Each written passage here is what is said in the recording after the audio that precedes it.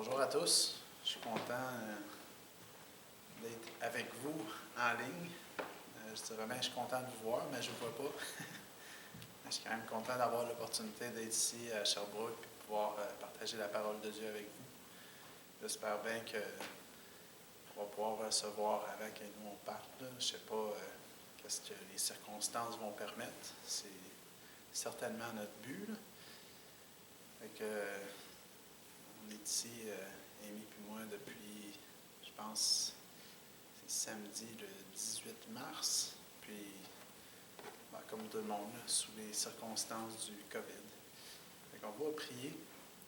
Merci Seigneur pour ce temps que tu nous donnes ensemble pour étudier ta parole. Je prie Seigneur que tu me donnes de la clarté. Ça fait un bout que je n'ai pas prêché en français. Je prie Seigneur que tu utilises ta parole pour œuvrer dans les cœurs, ta parole vivante, qui a un impact éternel, Seigneur. Travaille dans nos cœurs, à nous les croyants, puis s'il y a des non-croyants qui sont là, je prie que tu les sauves, Seigneur, pour ta gloire. Au nom de Jésus. Amen. Je ne sais pas si on a des visiteurs en ligne, puisque c'est ça, d'habitude, ça donne plus d'opportunités que ceux qui se réunissent à chaque semaine. Bienvenue. Puis, on a un message qui, j'adresse un petit peu, pas vraiment directement ce qui est COVID, mais plus l'occasion de Pâques. Puis, on voit dans le passage qu'on va voir aujourd'hui, ça l'adresse vraiment les conditions d'aujourd'hui, là, que la Bible a un espoir face à ces circonstances du jour présent. C'est un espoir qui n'est pas nouvelle due aux circonstances. Elle existait avant. Une solution au plus grand problème de cette COVID, puis le plus grand problème de l'humanité qui est la mort. C'est vraiment la seule place qu'on trouve ça, c'est dans la Bible. Fait que c'est important pour, s'il y a quelqu'un qui ne connaît pas le Seigneur, qui écoute à cet espoir que la parole nous donne, puis aussi l'exhortation qui vient avec. Et pour les chrétiens, qui est certainement la majeure partie de ceux qui vont écouter ce message, c'est un rappel, une exhortation en vue des promesses que nous, on a, d'une certaine manière qu'on doit vivre. Fait que le but vraiment, c'est de nous encourager à continuer de l'avant, nous réaligner, c'est plus l'un et l'autre, dépendamment du degré, ça dépend de qui qu'on est. Là. Il y en a qui ont besoin de plus de se réaligner, qui sont un peu tout croche. Nous avons juste besoin de plus d'encouragement, mais on a tous besoin vraiment de ces deux choses-là. On est tous pécheurs, on a besoin de la grâce de Dieu. Puis on voit aujourd'hui, dans le passage dans lequel on est, une certaine question qu'on va répondre, qui est vraiment la question principale qu'on voit à travers de certains points qu'il y a dans le passage, c'est comment la résurrection de Christ va et doit transformer ma vie. Et comment est-ce que la résurrection de Christ va, si je suis un chrétien, ça va le faire certainement, et comment elle doit aussi certainement transformer ma vie. Fait que, on est dans une épître qui est écrite à une église qui a quand même beaucoup de problèmes. Des problèmes de division, d'immoralité sexuelle, de mariage, des problèmes qu'il y avait des chrétiens qui ne considéraient pas les nouveaux chrétiens, faisaient des actions qui pouvaient être grandes pierres d'achoppement ou causer des grands troubles dans la foi de nouveaux chrétiens, qu'eux, ils ne comprenaient pas nécessairement que c'était correct, mais que ils faisaient, les chrétiens matures, ça faisait plus de temps qu'ils étaient dans l'Évangile, se comportaient de certaines manières. Les nouveaux chrétiens ne comprenaient pas, puis ça peut être une pierre d'achoppement pour eux autres. À la place d'être sages et considérer les autres, ils se comportaient comme qu'ils voulaient. Il y a aussi un désordre dans l'adoration. Fait qu'une église a quand même pas mal de problèmes. Puis aussi, il il y avait certaines erreurs dans leur compréhension de la résurrection. Fait que nous, on est dans cette partie-là de l'Épître.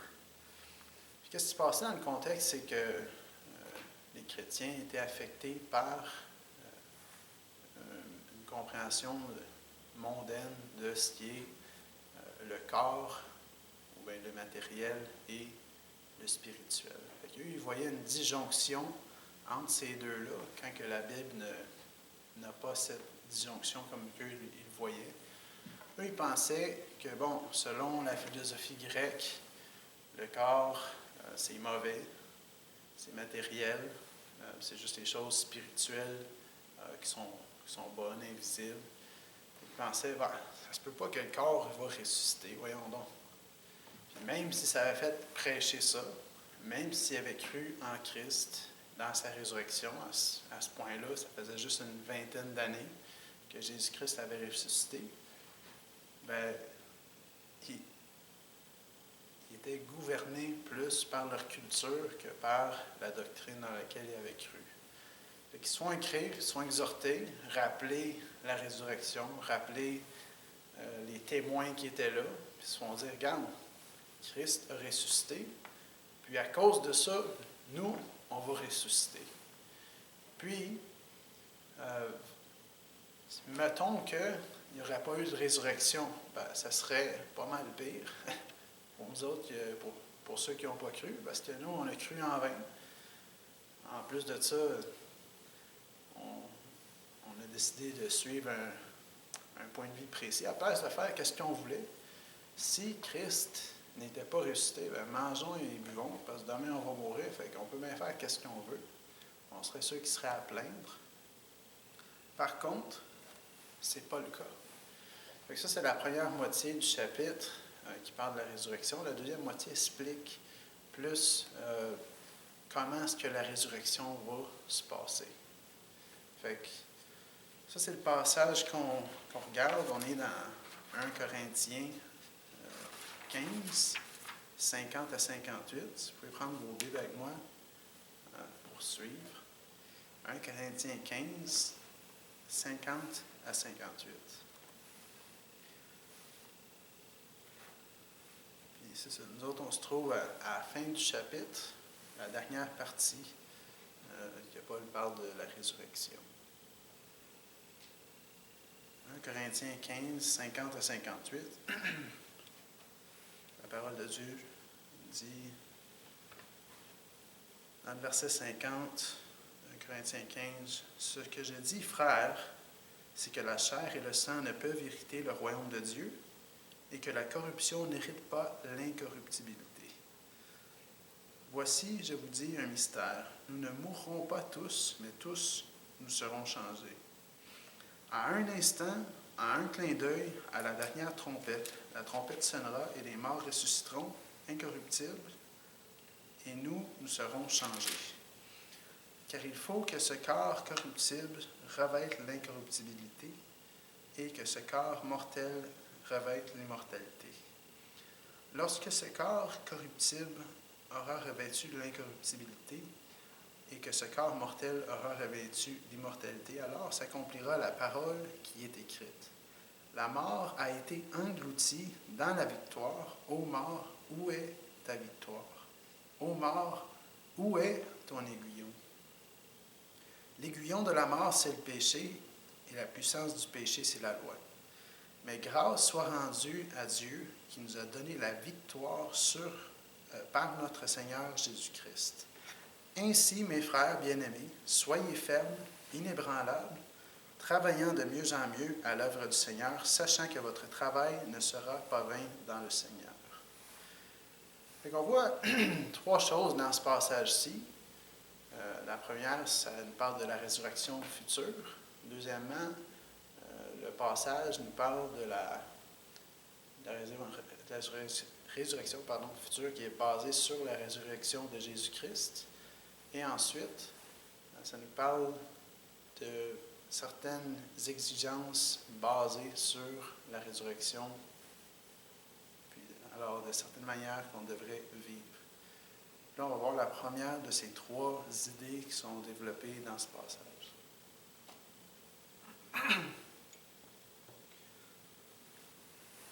Et la première chose qu'on voit, c'est l'idée suivante. À la résurrection finale, tu vas avoir un corps transformé, puis tu en as besoin. Ça, c'est le premier point du passage. À la résurrection finale, tu vas avoir un corps transformé et tu en as besoin. On peut voir cette vérité-là dans 1 Corinthiens 15, 50. Paul dit, ce que je dis, frère, c'est que la chair et le sang ne peuvent hériter le royaume de Dieu et que la corruption n'hérite pas l'incorruptibilité. Paul est en train de dire, votre corps présent ne va pas entrer de la manière qu'il est dans le royaume de Dieu. Pourquoi? Okay. Il l'explique. Je vais juste lire le verset 53, ça répète pratiquement la même chose. Car il faut que ce corps corruptible revête l'incorruptibilité et que ce corps mortel revête l'immortalité. Paul est en train de dire, quand il parle de corruptibilité, il parle d'un corps affecté par le péché, un corps qui est en train de mourir. Le péché n'entrera pas dans le royaume de Dieu. Il faut que le corps soit transformé. Le corps présent physique, comme qu'il l'est, n'entrera pas dans le royaume de Dieu. Puis on peut voir qu'il parle du péché dans le contexte. Ça, si on lit continuaire 54, il y a la même terminologie de corruptible, incorruptible. 55, 56, il parle de la mort. L'aiguillon de la mort, c'est le péché. Et la mort, la corruptibilité est causée par le péché. C'est ça qu'il est en train de dire. On a besoin d'un corps qui n'est pas corrompu par le péché pour entrer dans la résurrection qui est à venir. Notre corps présent n'entrera pas dans la résurrection comme qu'il l'est. Paul continue les versets 51-52, puis il donne plus de détails. Il dit, « Voici, je vous dis, un mystère. Nous ne mourrons pas tous, mais tous nous serons changés. » Moi, je pense que Paul parle en termes généraux le « nous ». C'est sûr qu'il était convaincu que Jésus allait revenir très prochainement. Je pense qu'il parle, nous, en général, les chrétiens, ceux qui vont être en vie, mais que Jésus-Christ revienne, ils vont pas mourir, ils vont juste aller direct avec Jésus-Christ. Fait qu'eux, ils vont expérimenter la transformation de corps, puis ils vont aller direct avec le Seigneur Jésus-Christ. Par contre, il y a ceux qui vont avoir mouru avant que Jésus revienne. Puis, ces personnes-là aussi vont avoir une transformation. C'est ça l'emphase du texte. Le passage est en train de nous dire que tout le monde va expérimenter cette résurrection-là. Tout le monde qui est en Jésus-Christ va certainement avoir un corps transformé, faisant l'emphase que ça, c'est nécessaire. Si on n'a pas de résurrection, si Christ n'est pas ressuscité, on n'a rien. La victoire sur la mort, c'est pas passé. Il a déjà établi ça. Il explique les détails. On a besoin, convainquant les Corinthiens, qu'il ne faut pas qu'ils se laissent gouverner par leur culture. À la place, il faut qu'ils se confient dans la révélation de Dieu, qui est la vérité, qui connaît le futur.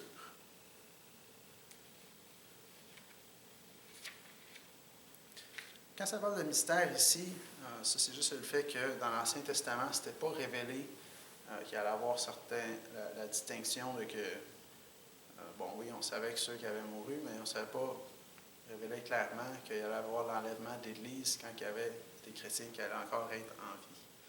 Fait que ça, ce détail-là a été révélé. Puis là, peut-être ça nous fait poser une question. Ouais, mais c'est quoi qui se passe d'abord entre le temps de la résurrection, tous les chrétiens qui sont morts, c'est quoi qui se passe entre ces deux temps-là? C'est bon, on sait qu'on va ressusciter, on va être avec Jésus-Christ, on doit être convaincu de ça et aussi des implications dans notre vie pratique.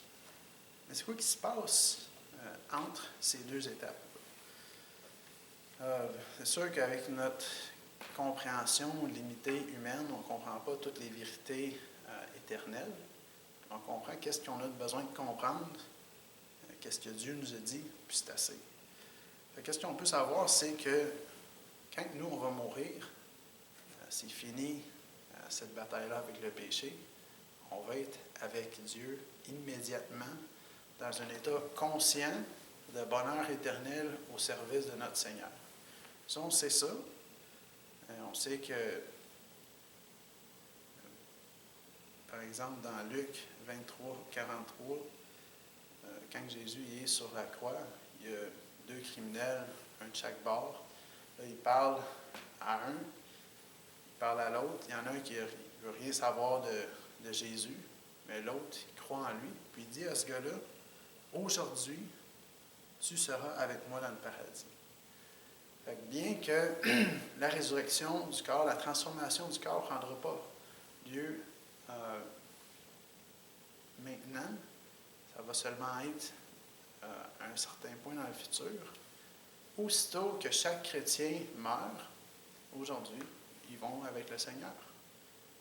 Puis si le Seigneur vient demain, ça va être entre aujourd'hui et demain. Si le Seigneur revient dans 100 ans, ça va être ça pendant 100 ans. Ils vont être avec lui, attendant la transformation de leur corps, la résurrection de leur corps, mais étant dans la présence du Seigneur. Puis, dans 2 Corinthiens 5, 1, ça dit « Nous savons en effet que si cette tente où nous habitons sur la terre est détruite, nous avons dans le ciel un édifice qui est l'ouvrage de Dieu. » Ça parle ici d'une métaphore du corps. Ça utilise un temps présent. Fait que moi, je comprends, même si c'est un peu compliqué, que dans l'entre-deux, on va avoir un certain logement temporaire, un certain corps temporaire dans lequel on va être en attendant le corps ressuscité. On va être dans ce temps-là, avec le Seigneur, conscient d'un bonheur éternel, servant le Seigneur jusqu'à temps qu'on ait notre corps ressuscité. Fait que ça, c'est la promesse de qu'est-ce qui va se passer. Le jour où c'est que moi je meurs, je sais que j'aurais pu, cette nature pécheresse, plus ce corps de péché-là. Je vais être avec le Seigneur toujours, durant toute l'éternité, attendant ce moment de la résurrection, qui est, la dernière étape, du moins pour mon corps, puis qui est vraiment le début de la fin dans certaines étapes du futur.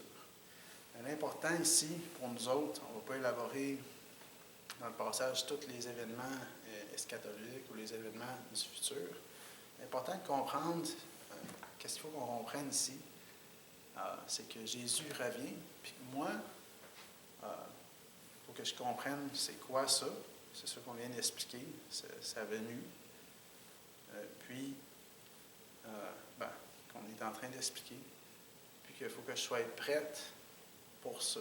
Ça, c'est le troisième point du message. Fait que ça nous explique un peu, les détails de comment est-ce que ça va se passer. On va avoir la transformation du corps. C'est un événement futur. C'est quand est-ce que ça se passe? On n'a aucune idée. Ça nous dit dans le passage rien au sujet du temps. On a, certaines choses qui nous sont dites, mais réellement, ça va être un temps que personne ne va savoir quand est-ce que ça va être. Ça peut être demain, ça peut être dans 100 ans. On sait que le Seigneur va venir, puis on doit être prêt pour ça. Ça nous dit que même que ça se passe, même si on ne sait pas quand est-ce que c'est, ça va se passer rapidement, dans un clin d'œil. Il va y avoir une trompette qui va sonner. Ça me fait penser aux annonces de Ricola. Une trompette qui résonne. Jésus va descendre du ciel. Les morts vont ressusciter en premier. Ceux qui sont en vie vont aller avec lui. Puis on va être avec lui avec cette résurrection, notre corps transformé durant toute l'éternité. Fait que c'est ça qui va se passer. Puis nous, on va être très excités de ça quand on vit dans un monde de péché. Un monde où c'est que notre corps, tout en entour de nous autres, est affecté par le péché. Puis il y a tellement de monde qui Ils vivent comme si ça n'existait pas, parce qu'ils n'y croient pas. Ça affecte notre environnement. On doit focusser nos énergies pour méditer sur la parole de Dieu, pour vraiment laisser ces vérités-là, pour vraiment submerger dans ces vérités-là, puis ça impacte la manière qu'on vit. Fait que le premier point, c'est que notre résurrection s'en vient. On va avoir un corps transformé parce qu'on a besoin. Le deuxième point, c'est le suivant. La résurrection de Christ donne la victoire finale sur le péché et sur la mort. Notre résurrection qu'on va avoir, c'est basé sur la résurrection de Jésus-Christ. C'est à cause de ce que lui a fait, ça c'est expliqué dans la première moitié du passage, à cause de ce que lui a fait que nous autres, on va pouvoir avoir les bénéfices de la résurrection. Il n'y a pas d'autre manière, c'est la seule manière. Là, Paul, quand il parle de ça, il commence dans le verset 54, puis il parle encore de la corruptibilité versus incorruptibilité. Là.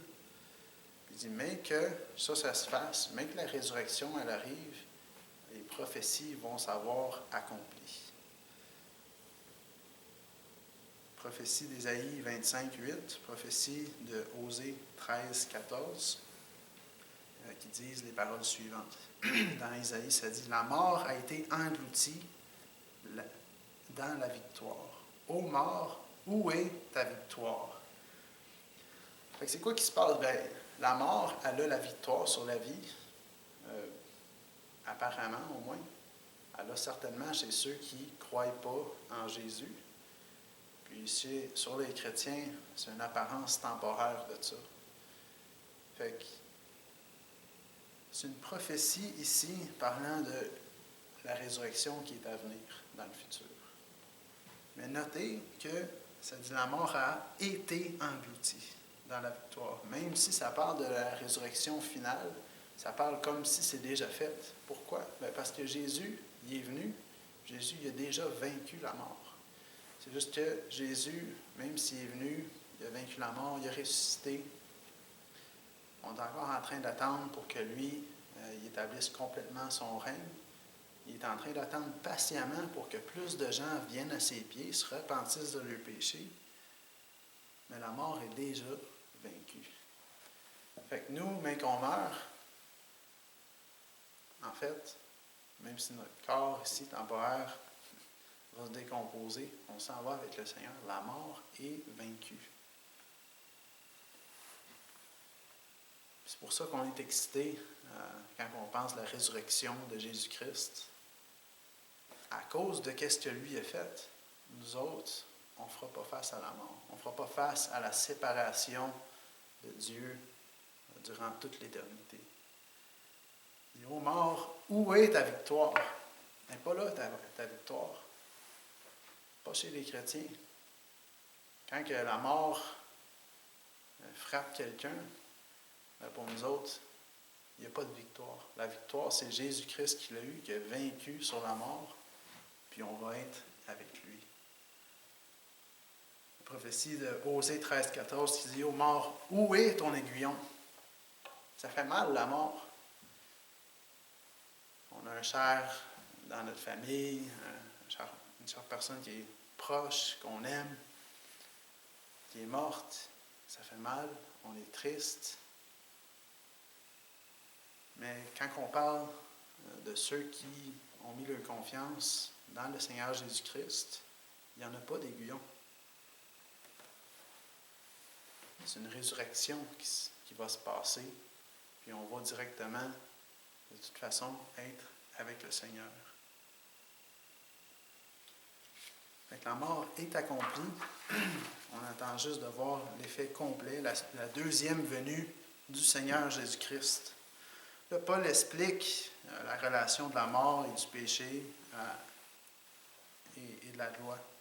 En verset 56, ça dit « L'aiguillon de la mort, c'est le péché, et la puissance du péché, c'est la loi. » Qu'est-ce qu'il est en train de dire là? Bien, la mort a été causée par le péché. Fait que quand Adam et Ève ont péché, la mort est entrée dans le monde, la séparation de Dieu. Avant, il y avait une harmonie entre Adam et Ève, il y avait une harmonie entre eux et Dieu. Il n'y avait pas de mort, pas de séparation. Quand ils ont péché, la mort est entrée. Entrée dans le monde, a contaminé à tout le monde, et depuis, tout le monde meurt. Du moins, on est mort. On est mort spirituellement. C'est le même qu'on est. Puis, tout le monde meurt physiquement. Bon, la bonne chose, comme qu'on vient de dire, c'est que nous, on a une nouvelle vie spirituelle. Et alors, on va être avec Jésus durant l'éternité. Puis aussi, on va avoir un nouveau corps. Ceux qui ont mis leur foi dans le Seigneur Jésus-Christ. Puis, la relation de ça avec la loi, Dieu a établi des lois, puis on les a toutes brisées. Nous, on a toutes menti, on a tous été fâchés, on a tous commis de l'idolâtrie. Pour certaines personnes, c'est pas grave ça, mais c'est pas nous qui établit la loi, c'est Dieu. C'est lui le chef, c'est lui qui décide. Puis il a décidé que si nous, on pêche contre lui, il y a une séparation qui se passe là. La bonne chose est que Dieu, bien qu'il est saint, qu'il ne tolère pas le péché, ses offenses contre lui, a pourvu, dans son amour et dans sa grâce, un moyen, même si nous, on ne peut pas garder ses commandements, c'est évident par nos péchés. Il a envoyé Jésus-Christ pour que lui vienne et vive. Il est venu il y a 2000 ans, plus ou moins. Puis, il a vécu une vie parfaite. Ça prenait la perfection, ça prenait pas de péché, pas d'offense pour que Dieu reconnaisse ce sacrifice-là comme paiement pour nos péchés. C'est pour ça que c'est si glorieux, cette vérité-là. Quand Jésus est mort et quand il est ressuscité en vainquant la mort, ça a été à cause que Dieu a accepté son sacrifice, parce que son sacrifice était parfait. Nous autres, on n'a rien à apporter à Dieu.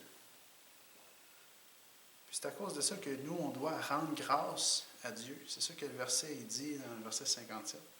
Rendre grâce à Dieu, parce que à cause de la résurrection de Jésus-Christ, nous, on va ressusciter. Rendre grâce à Dieu. Gloire à Dieu pour ça. Mais là, tu sais, de nos jours, je ne sais pas s'il y en a qui ne croient pas en Dieu ou qui disent qu'ils croient en Dieu, mais que leur vie pointe de l'autre côté. De nos jours, la culture, qu'est-ce qu'elle nous dit? C'est pas comme les Grecs, nécessairement. Tu sais, les gens ne croient même pas en Dieu. Ils ne croient même pas à Jésus-Christ. Ah, c'est bon, c'était juste un homme qui est venu.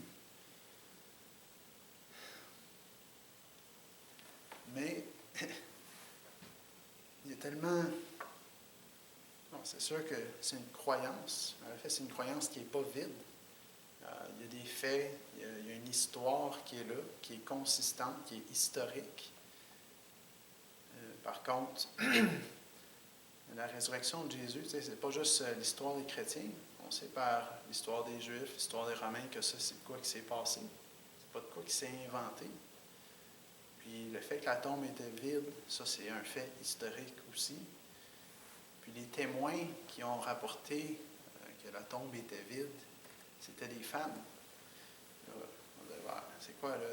Tu sexiste, lui? Mais le point est que dans la culture de ce temps-là, c'est que le témoignage d'une femme n'était pas respecté.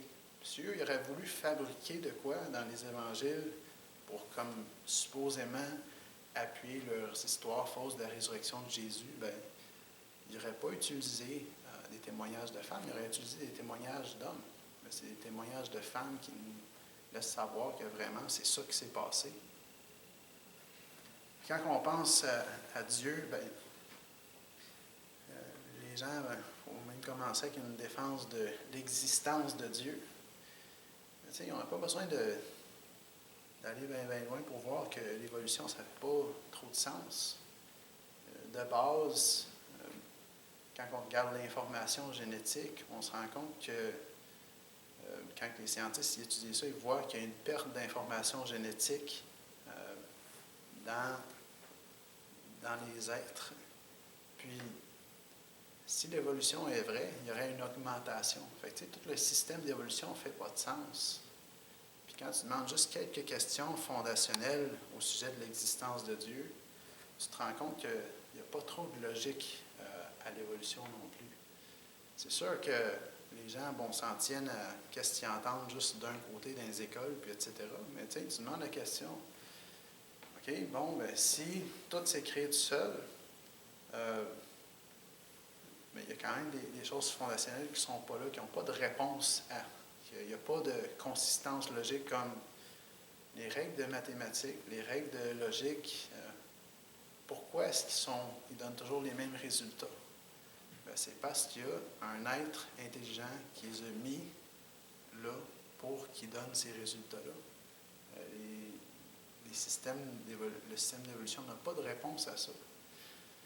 Puis aussi, les lois de la moralité, selon le système d'évolution, c'est le plus fort survit, puis c'est lui qui vient à évoluer au-dessus des autres.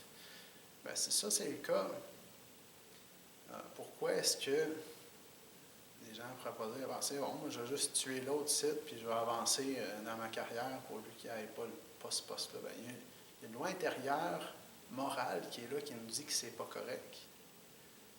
Puis cette loi-là, c'est Dieu qui l'a mis dans nos cœurs. Mais de toute façon, on pourrait argumenter, puis argumenter.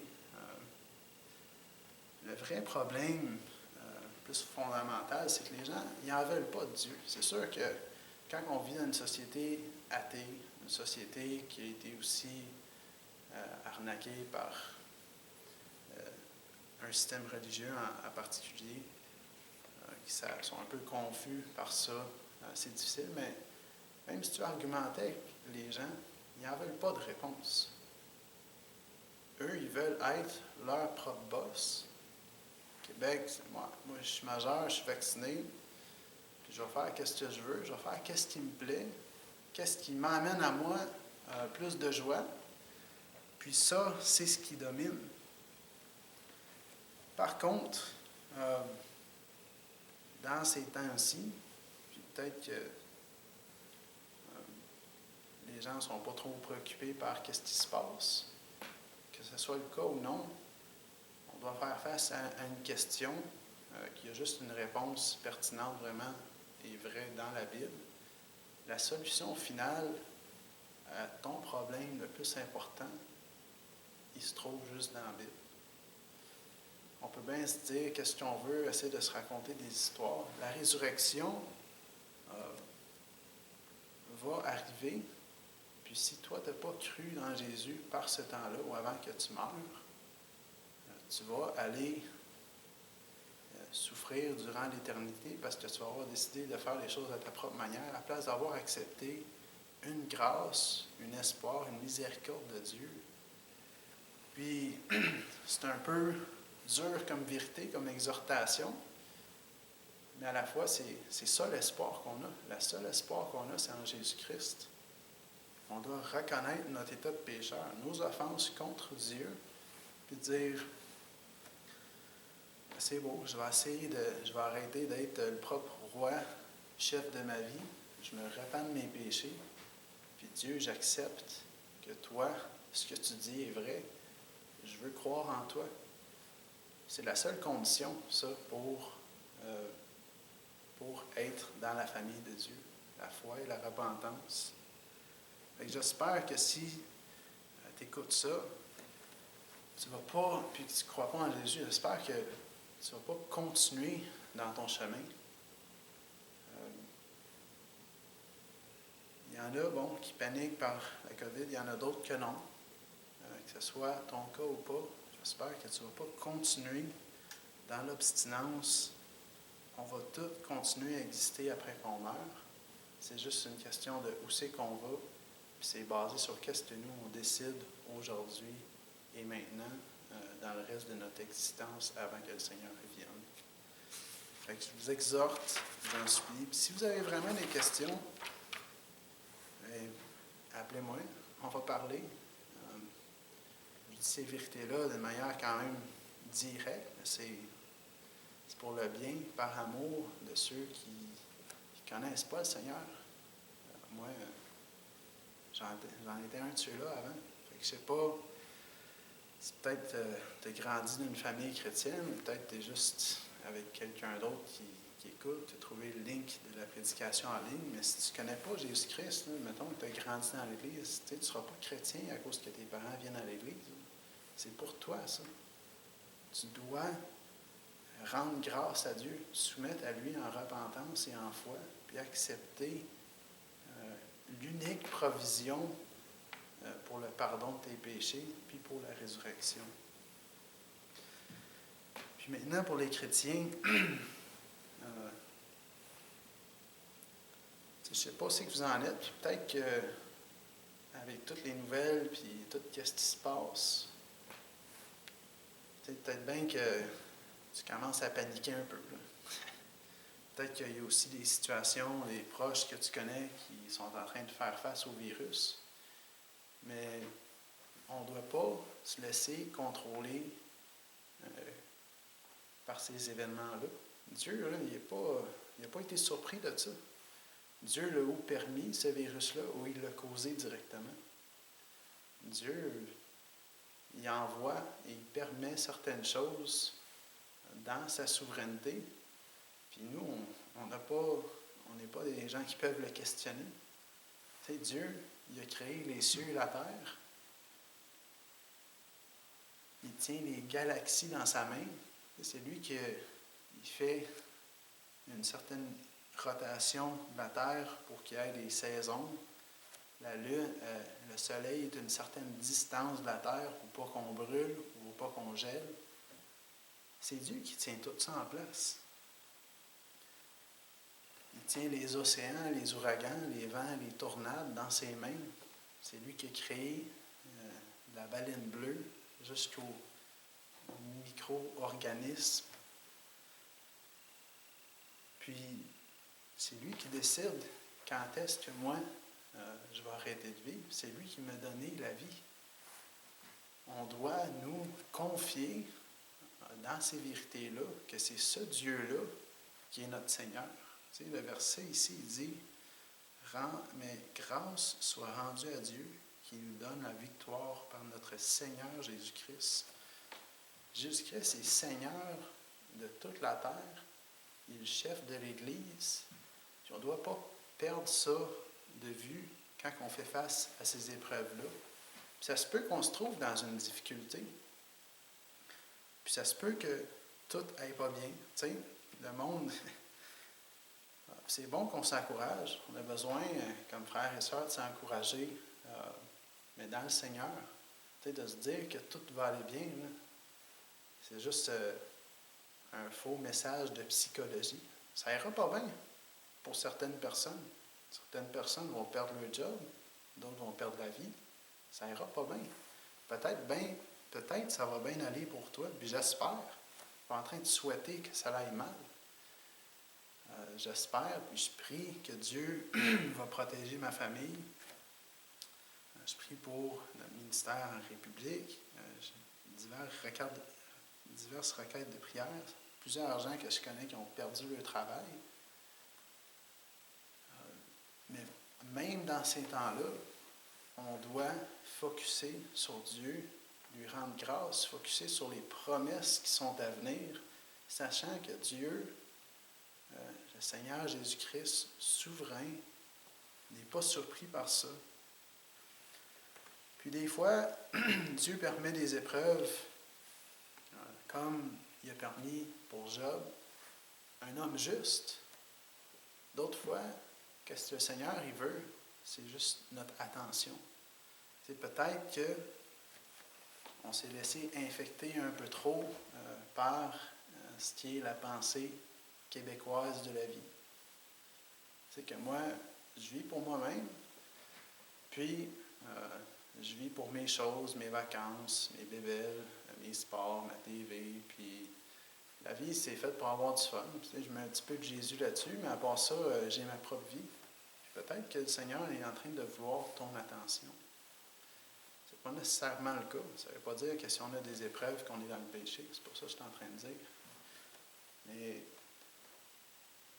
on doit faire confiance dans le Seigneur, dans ces temps-là, coûte que coûte, puis qu'il se passe, qu'est-ce qui se passe. Puis c'est pas une question de, bon, tu comprends pas ma situation, ben, peut-être pas, mais Dieu la comprend. Puis peut-être que ta réaction, ma réaction, est une réaction différente. Tu sais, peut-être que c'est plus, ah non, moi je n'ai pas de trouble avec ça, je suis confiant en Dieu. Puis de toute façon, tu sais, quand je lis les numéros, les statistiques qui sont données, on ne devrait pas se préoccuper avec ça. Puis si ça, c'est ta réaction, je t'exhorte de faire attention, d'être sensible aux gens qui ne connaissent pas Dieu. Utiliser cette opportunité-là pour leur parler du message de l'Évangile. Il y a tendance, il semble, avoir plus une oreille qui est prompt à écouter un message d'espoir. Nous, on a l'espoir. On a la vie éternelle. On a la solution au problème le plus grand au monde, qui est la mort, la séparation éternelle de Dieu.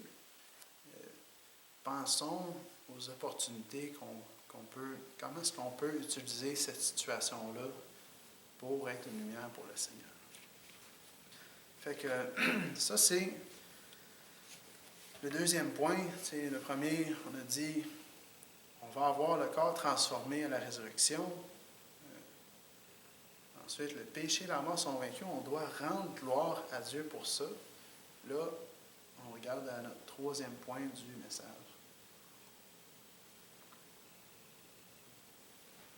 Qui dit le suivant dans le verset 58, « Ainsi, mes frères bien-aimés, soyez fermes, inébranlables, travaillant de mieux en mieux à l'œuvre du Seigneur, sachant que votre travail ne sera pas vain dans le Seigneur. » Et le troisième point, c'est « Sers dans l'œuvre du Seigneur, puisqu'à cause de la résurrection, ce travail n'est pas en vain. » Sers dans l'œuvre du Seigneur, puisqu'à cause de la résurrection, ce travail n'est pas en vain.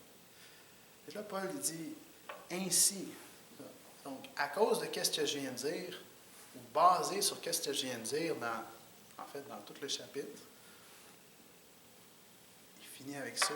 Mes frères bien-aimés, puis il dit mes frères bien-aimés, malgré quand même pas mal de désordre qu'il y avait, puis de difficultés dans l'Église, puis malgré le fait qu'il vient aussi les challenger sur ce qui est leur croyance de la résurrection. Mais Paul le fait parce qu'il les aime. Paul le fait parce qu'il sait ce qui est le mieux pour eux. Puis il leur dit, soyez fermes, un impératif qui doit se faire, ce n'est pas une option, et inébranlable, parce que votre travail n'est pas en vain. Fait que si Jésus-Christ n'était pas ressuscité, on ne ressusciterait pas, ça serait en vain. On s'en fout bien. Comme il dit dans le verset 32 à 34, « Mangeons et buvons, car demain nous mourrons, si est-ce que les morts ne ressuscitent pas. » Une importante condition. « Ne vous y trompez pas, les mauvaises compagnies corrompent les bonnes œuvres, les bonnes mœurs, pardon. Revenez à vous-même comme les convenables et ne péchez point, car quelques-uns ne connaissent pas Dieu. Je le dis à votre honte. » Fait que, qu'est-ce qui est en train de se passer dans ce contexte-ci? C'est, Paul donne cet impératif-là en nous disant, il y en a qui vivent comme s'il n'y a pas de résurrection, puis qui, en fait, ils ne connaissent pas le Seigneur. Ils vivent un désordre complet. Leur théologie fausse de la résurrection, en fait, ils n'ont pas cru à l'Évangile, en fait. Puis ça se démontre dans leurs actions. Puis même s'ils sont parmi ceux de l'Église, ben, tu le vois, ils mangent, ils boivent, puis même s'ils sont parmi la gang, ben, en fait, ils n'ont jamais fait partie de ceux qui se sont convertis pour de vrai. Fait qu'il donne une exhortation, soyez fermes. On va ressusciter, puis ça doit vous affecter d'une telle manière que vous allez servir le Seigneur de mieux en mieux, de façon progressive. Ça, Paul, il n'y a pas des exigences qui ne sont pas réalistes. Il sait, lui, il est pécheur aussi. Pécheur aussi. il lutte avec le péché, il a de la difficulté. Mais par contre, tout chrétien va porter du fruit. C'est pas juste ça, merci Jésus pour le salut, puis moi je continue à vivre ma vie comme que je veux. Il y a une exhortation très forte. Puis, tu sais, si on pense à ça, tu sais, les Québécois, on n'aime juste pas ça se faire dire quoi faire. T'es orgueilleux, ouais, c'est beau, ouais. Là, on peut être ou de ceux qui se font des excuses, ou de ceux qui vraiment acceptent et avancent dans l'Évangile. Il y en a sûrement une bonne gang. Ça fait tellement longtemps que je ne suis pas ici. Je pense une majorité, je dirais, qui sont sensibles, marchent fidèlement, qui sont dans la lutte. Puis il y en a qui sont plus, moins que d'autres. On n'est pas tous pareils. Mais le vrai chrétien avance, lutte, commet des péchés, demande pardon, puis il continue à avancer. Ça, c'est un test qui démontre un fruit de la foi. Puis, Paul exhorte aux chrétiens, « Hey, peut-être que ça fait un bout que tu dis, ouais, tu sais, je sais que je devrais, là. Regarde, c'est le temps, là, de mettre les choses en ordre avec le Seigneur. Repends-toi. Arrête de te faire des excuses, puis sers le Seigneur. » Peut-être de l'autre côté que tu es un chrétien qui est fidèle, je dirais, fais attention à ne pas penser que de tout comme il faut, on n'arrive pas à cause du fait qu'on est bon. Là. Tu sais, dans le verset 57, il dit « Grâce soit rendue à Dieu qui nous donne la victoire par Jésus-Christ. » Il n'y a rien que nous, on aura fait qui contribue à un once de notre salut. Ce n'est pas nos œuvres, c'est pas qu'on est bon. Fait que, peu importe où c'est que tu te trouves, l'exhortation est valide pour toi. Si tu ne crois pas en Dieu, bien, repens-toi, puis commence à servir le Seigneur. Il n'y a rien que tu vas avoir fait qui va avoir contribué à ton salut. Fait qu'on peut dire, imaginez-vous, chers frères, le jour de la résurrection. On va voir dans le ciel le Seigneur Jésus qui apparaît. La trompette sonne, la résurrection des morts. Ceux qui sont en vie vont avec lui. Ça s'en vient. Pense-y. Puis que le Seigneur nous aide dans notre marche à réfléchir sur ces vérités-là pour ne pas nous laisser influencer. On est toujours influencé d'une manière ou d'une autre par la culture. Mais qu'on prenne le temps de se submerger dans la parole, puis investir dans l'éternité. C'est bon qu'on investisse dans les choses qui valent la peine ici, mais l'éternité, ça a la première priorité.